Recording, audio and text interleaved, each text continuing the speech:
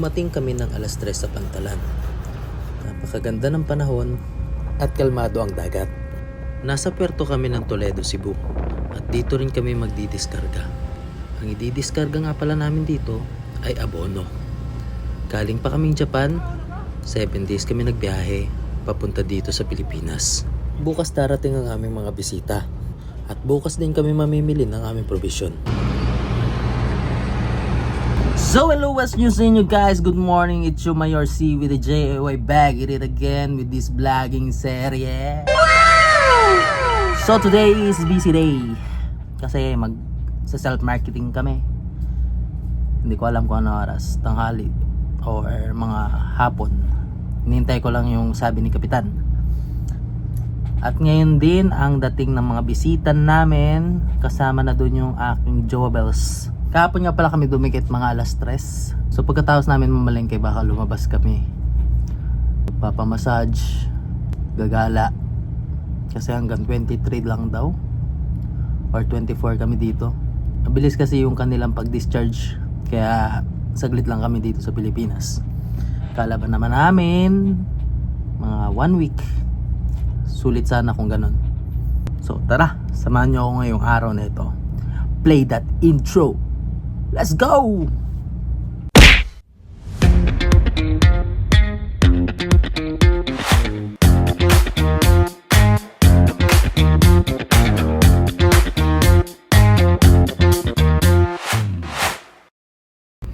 So ngayon guys, magluluto muna tayo ng tanghalian. Para in case natawagin tayo, may iwan akong pananghalian nila dito. Para hindi din tayo magmadali na mamalengke. So tara, let's go. Samahan niyo ako.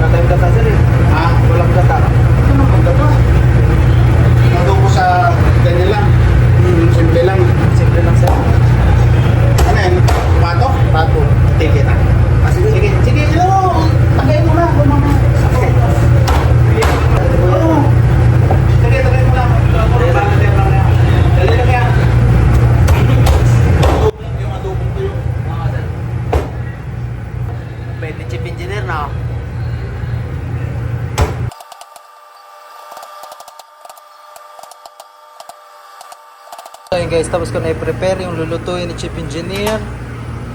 Bayad ng Chief Engineer namin, oh. Pinagayad lang sa akin, tapos siya na daw magluluto para maaga kami makapamalengke. Let's go!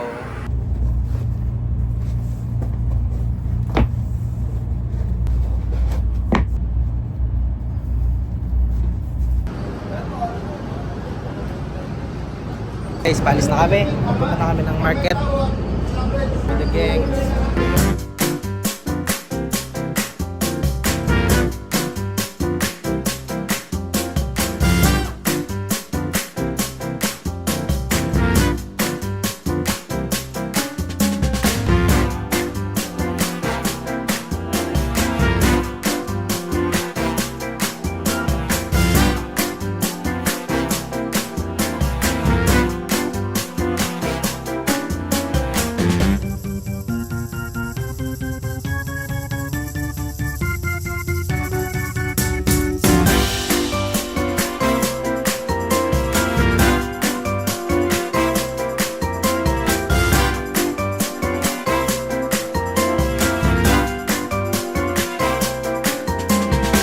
So ayun guys, puno na yung pick up.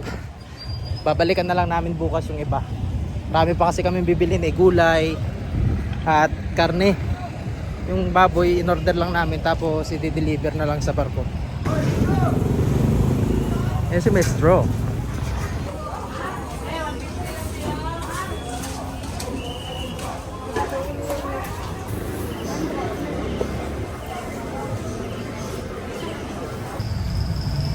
I love Toledo, the joyful city.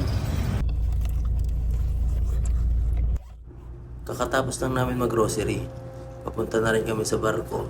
Namili lang ako ng mga lulutuin ko para bukas dahil yung baboy na in-order namin ay bukas pa di-deliver. Madami pa din pala kami kulang. Hindi pa namin nakompleto ngayong araw dahil hindi kasya dito sa kotse ni Kapitan.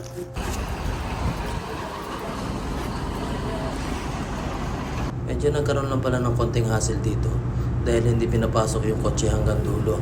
Kaya nangyari, hinakot namin isa-isa yung mga pangarga namin. Yo, what's up guys? Kakatapos lang namin magkakot ng provision. Meron pa bukas. Grabe, layo ng nilakad namin, ang layo ng pinagkakutan. Grabe talaga. Sobrang init pa. Tapos meron pa tayong bibilhing gulay at prutas, tapos isda at karne. Yun, bukas. Tapos mamaya nandito na rin yung girlfriend ko. So, update ko na lang kayo guys. Pahinga muna ako, mag-iidlip muna ako, tapos luluto pa ako ng hapunan namin. So yeah, update ko lang kayo. So what's up guys, punta tayo sa labas dahil may naabangan ako, may susunduin ako. So ayun guys, dito na ako sa labas. May naabangan ko nga pala yung girlfriend ko. Magkikita na kami. Malapit na daw sila eh. Wait lang, hinihintay ko lang.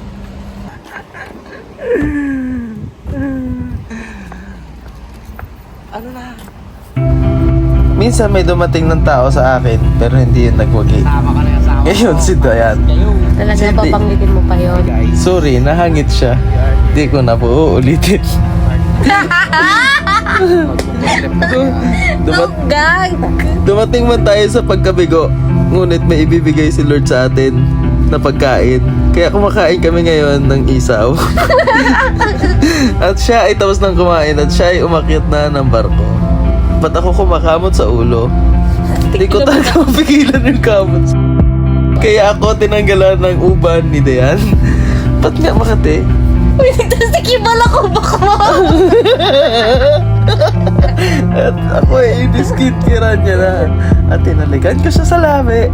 At sabi niya, hahaha. Tapos, tinanggalan niya ako ng buhok. At kumain ulit kami. Wala na nga palang tigil ang pagnguya ni Dayan dito. Buntis na siya siguro. Uy!